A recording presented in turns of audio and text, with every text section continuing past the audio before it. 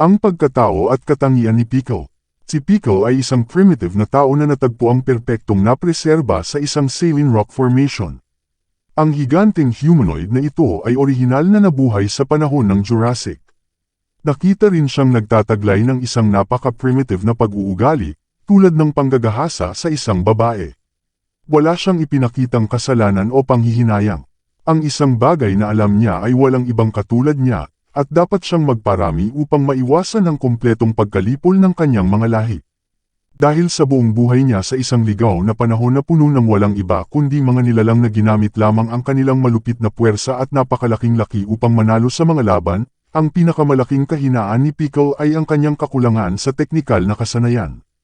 Mga karanasang martial artist kahit ang mga pisikal na mas mababa sa kanya sa lahat ng bagay, nagawa pa ring bigyan ng mahirap na oras si Pickle dahil sa kapintasang ito.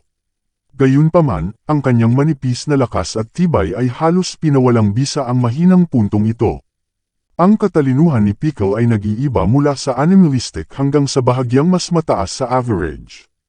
Siya ay kadalasang umaasa sa kanyang pangunahing instinct at sa mga bagay na natutunan niya noong bata pa siya, katulad ng isang hayop. Gayunpaman, pagkatapos na mailabas mula sa yelo na nanatili siyang nagyelo sa loob ng milyon-milyong taon, napilitang mamuhay si Pickle sa modern era, kung saan nangingibabaw ang teknolohiya, katalinuhan, at mga komplikadong pamamaraan. Kaya niyang makibagay sa kasalukuyang mundo. Siya ay nakatayo ng higit sa 8 talampakan ang taas at nagtataglay ng antas ng muscular development. Siya ay may maitim na hanggang balikat na buhok at isang kabataang mukha, na nagbibigay sa kanya ng halos inosenteng hitsura kung minsan. Siya ay may sobrang makapal na vertebrae ng leeg na kanyang na-evolve mula sa paglalakad sa isang quadruped na tindig. Mukhang na-dislocate din niya ang kanyang panga, na nagpapahintulot sa kanya na ibuka ang kanyang bibig sa isang napakalaking sukat. Ang kanyang mga bisig, ibabang binti, at leeg ay buo na hanggang sa puntong halos hindi na siya makapagsuot ng modernong damit.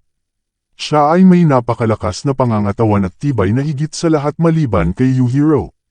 Ang mga kalamnan ni Pickle ay napakalaki at malakas na siya ay nakatiis ng 39 mm mga putok sa tiyan sa point-blank range. Wala sa mga ito ang tumagos sa kanyang abs bagamat bahagyang damyugo ang mga ito, at talagang naniniwala siya na ang taong bumaril sa kanya ay nakikisali sa isang uri ng laro, ng magaspang na buhay. Pinatay at kinain niya ang mga T-Rex nang hindi gumagamit ng mga armas sa kanyang prehistoric na buhay, at isa sa mga pinakahayagang superhuman character sa buong episodes ng Baki. Ang kanyang mga canine ay sapat na malakas upang kumain ng mga dinosaur at mapunit ang kanilang mga laman. Pinapatakas ni Pickle ang sinumang hayop sa takot matapos siyang makita. Ang pinakamalakas na parte ng katawan ni Pickle ay ang kanyang leeg. Dahil dati siyang naglalakad gamit ang 4 na paa, ang leeg ni Pickle ay naging hindi kapani-paniwalang malakas, kaya napakahirap para sa kanya na magkaroon ng concussion sa kanyang utak. Sinuntok ni Jack Hanma ang kanyang baba ng buong lakas, at habang sapat itong malakas para ipadala si Pickle, na tumitimbang ng halos 200 kilo, na lumipad sa himpapawid, hindi pa rin siya nito napinsala. Isa lang sa mga lehitimong beses na nasaktan siya ay dahil sa direktang pagtama ni Baki sa Pontiac, at halos agad din siyang bumangon. Ang kanyang napakalakas na lakas ay ipinakita din sa iba't ibang pagkakataon, na may kakayahang makayanan ang pagsubok sa lakas kasama si Yujiro Hanma mismo. Tinalo si Jack Hanma ng 2 beses sa ilang suntok lamang at nabali ang lahat ng kanyang ngipin kasama na rin ang kanyang panga, at paghila ng isang higanteng buwaya na kasing laki ng isang maliit na dinosaur sa Imburnal Tunnel, na mangangailangan ng lakas ng isang bulldozer. Sa kabila ng pagiging primitibo, minsan ay makikita si Pickle na gumagamit ng taktika tulad ng paggamit ng mga bato at puno upang gawing mas madali ang pagtalon para sa kanyang sarili upang makaiwas sa mga atake, o gumamit ng jiu-jitsu technique upang talunin ang kalaban, bagaman, sa nakaraan, gumamit siya ng mga chokehold at grappling techniques upang talunin ang mga dinosaur.